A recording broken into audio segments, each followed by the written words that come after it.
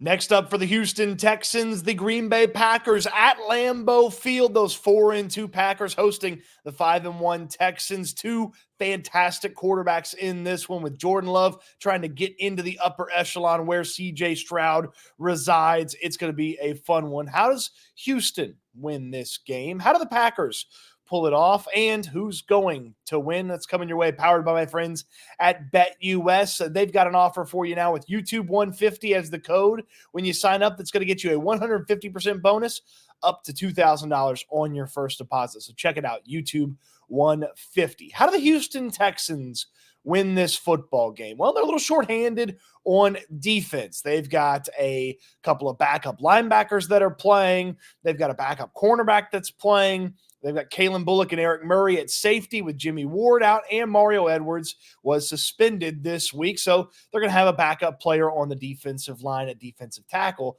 as well. So how do you mitigate the drop-off to the backups here for the Texans? Well, you lean on that engine. You lean on that machine that has been the defensive line for this Houston Texans team. You saw it get going last week against the New England Patriots, and it made Drake May's life a living hell out there. They've got to do the same thing against this Green Bay Packers team. The Packers actually have the least sacks allowed in the NFC this season. The Texans defensive line has got to put pressure on Jordan Love. He will make mistakes. He threw 3 interceptions against the Minnesota Vikings. He threw a pick 6 against the LA Rams. Jordan Love will make mistakes. You've got to force him into those mistakes. And that defensive line, hey, if you want to mitigate the issues with a linebacker or a backup cornerback, just make sure that plays in really fast because you get to the quarterback and you force them out of his comfort level. And that defensive line is going to be big in stopping Josh Jacobs. You can't let Jacobs get to the second level, beat up on Neville Hewitt, Jake Hansen, and get to those safeties that the Texans have. The defensive line, those defensive tackles on the inside, got to clog some things up. And then Will Anderson, Daniil Hunter, Nico Autry making his debut for this Texans team after his suspension is over. They really get after it along that defensive line and make things easy for the other 7 players that are out there on the field. Very excited about what this defensive line can put together against this Packers team. They have got to be excellent if the Texans want to defeat the Packers. Offensively, hey, do your thing. We saw what this offense looks like when it's humming. Yeah, it's the New England Patriots last week, but those first 2 drives against the Patriots, some of the success this team had in the second half, you started to kind of see, hey, there's that potential I saw to that Texans offense. And I know there's not going to be any Nico Collins in this one, but Diggs got going last week. Tank Dell got going last week, and Joe Mixon got going last week. You beat up this Green Bay Packers defense a little bit. And look, they've got an impressive secondary, Jair Alexander, Xavier McKinney at safety, but I don't love their front 7. So get a little physical with them with Joe Mixon, get some stuff going over the middle, set up a big play here or there, and the Texans will be in business. Don't be afraid to challenge Xavier McKinney or Jair Alexander. The Texans have talented enough players to move the football, even against this really solid Packers defense that has quite a few turnovers forced. They've got the best turnover differential in all of football, and do the Green Bay Packers. So when you look at that, you can't be afraid to challenge them. You can't be afraid to take a shot. Challenge them, take a shot, get Mixon going on the ground. Hopefully the defense helps you out a little bit with a short field or 2. You put points on the board that way. I mentioned Stefon Diggs for you. I want to show you the prop builder with my friends over here at BetUS. Use that code YouTube150 to get yourself a 150% bonus up to $2,000 on your first deposit. You can do the prop builder and put together a bunch of different things when it comes to your favorite matchups. I like this one. I'm going to go to Stefon Diggs. I'm going to Stefon Diggs here to score a touchdown in this one. He's got a touchdown in 8 straight games versus the Green Bay Packers. As the Texans, when they put that stat out this week, called him the cheese grater. He's going to be after the cheeseheads in this one. 50 wins you 120 if Stefon Diggs scores a rushing or receiving touchdown. It's that easy to get involved over at BetUS. So check it out. Use that code YouTube150. That's right, YouTube150 to get that 150% bonus up to $2,000 on your first deposit, leaving you a bonus on the next 2 deposits of 125% as well. So you see it right there, successfully submitted. So easy. So many different fun things with the prop builder. Check it out. How did the Packers pull this off? They're the favorites in this matchup. Actually, they came off a incredible just knockout victory over the Arizona Cardinals last week. Jordan Love's playing really well right now. And offensively for the Packers, you exploit the Texans' weaknesses in this matchup. Couple of backup linebackers, a backup cornerback. You go after them. There's 3 really solid wide receivers on this Packers team, and Jaden Reed and Romeo Doubs and Christian Watson.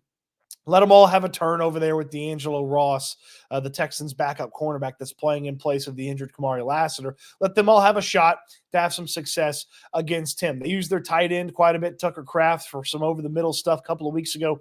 He had a big day against the LA Rams for this Packers team. And then Josh Jacobs is a battering ram, 5th in the league in rushing yards. He's only got 1 touchdown this season, but Jacobs can make things easy. It can beat up that Texans defensive line, which, as we talked about, is the engine to the upset for the Texans in this matchup. So if you can just grind out the defensive line with the rushing attack, open up some things, pull that Texans defensive backfield up a little bit. Next thing you know, Christian Watson's running behind them, or Jaden Reed catches one over the middle and turns it upfield. That's how you kind of start to see how they take advantage of the Houston Texans and some of their challenging injuries that have popped up in this matchup. Defensively for the Packers, they have got to get after CJ Stroud. The Texans have been a little iffy there in pass protection. Teams have gotten to Stroud a little bit. Ultimately, the Texans are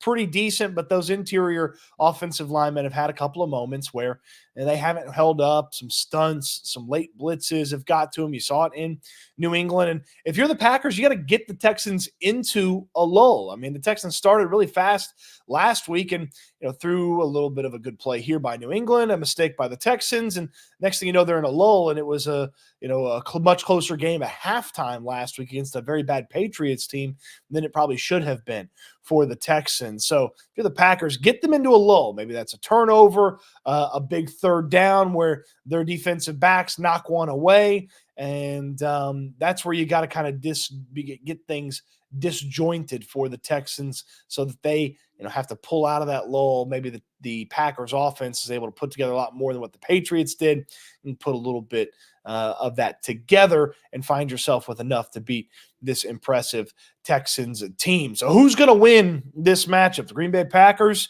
at home at Lambeau Field, or the Houston Texans going to continue their winning streak? All week long, I've been thinking about the Packers, and I think they're going to win. And the injuries, that's a lot for the Texans to overcome. And I can't pick the Packers. I don't believe in Jordan Love to the level that I believe in CJ Stroud. Love will make mistakes. The 3 interceptions against Minnesota, the pick 6 against the LA Rams. He will make mistakes. I believe he's going to make a critical mistake in this matchup. And look, I know that the Texans have a bunch of injuries and, it's linebackers and backup cornerback.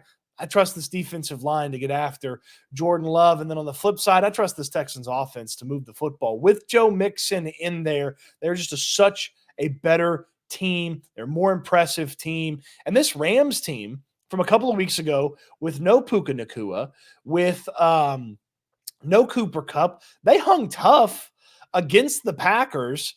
And actually, if they hadn't missed an extra point off of that pick 6, they probably could have kicked the field goal late, tied the game up against the Packers, and it would have been a much, much closer affair there in that matchup. So they've played some okay teams close. The Cardinals were okay last week and then fumbled the second half away. I just can't pick the Packers. I'm picking the Texans in this one. I believe in CJ Stroud a lot more than I believe in Jordan Love. And I believe the Texans' defensive line is going to do enough to get this one done. The score prediction for this one, you saw it on the screen there a second ago, 31-28, the final score here, 31-28. The Texans get this one done, and the winning streak continues. Appreciate you watching the video. Hope you enjoyed it, and I can't wait until we talk Texans again soon.